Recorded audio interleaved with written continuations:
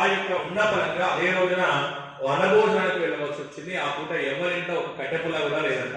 అదే సమయంలో వీధిలోకి కట్టెలముకునే వారు రాగానే అందరూ కూడా చాలా సంతోషించి అతని దగ్గర ఉన్నటువంటి కట్టెలన్నీ కూడా ఒకరికంటే ఒకరు రెట్టింపు ధరలిచ్చి తన దగ్గర ఉన్న కట్టెలని కూడా కొనేదంట. ఆ పూట అతడికి రోజు అమ్మేదానికంటే 20 రెట్లు ధనం ఎక్కువ వచ్చింది. అదంతా చూసి స్వామి ఇదంతా కూడా నీ సంకల్పమే అని చెప్పి బాహిమామని నమస్కారం చేస్తూ వచ్చిన ధనంతో ఎంత సామాగ్రి వస్తే అంత సామాగ్రి తీసుకుని ఇంటికి వెళ్ళాడంట. భార్య చూపించాడు. ఇద్దరు కూడా సాయంకాలం వరకు ఇల్లంతా శుద్ధి చేసుకున్నారు.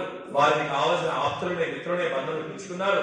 బ్రాహ్మణ సహాయంలో సాయం సంధ్యా సమయంలో వారి గృహంలో కూడా సత్యనారాయణ వ్రతం చేశాడు. ఆ కట్నం ముగ్గురేవాడు కూడా అలా వ్రతం భక్తి శ్రద్ధలతో చేశాడు కాబట్టి అతడు కూడా స్వామి అనుగ్రహాన్ని పొంది ప్రతినిత్యం కూడా ఆ కట్టెల మీద కూడా ఐశ్వర్యం పెరుగుతూ వచ్చిందట.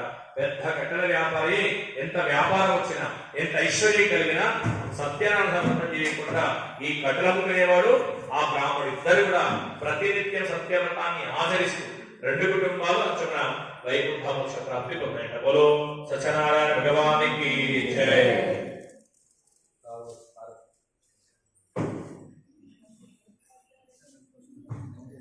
ఒక గంట మీరు ఒక గంటగా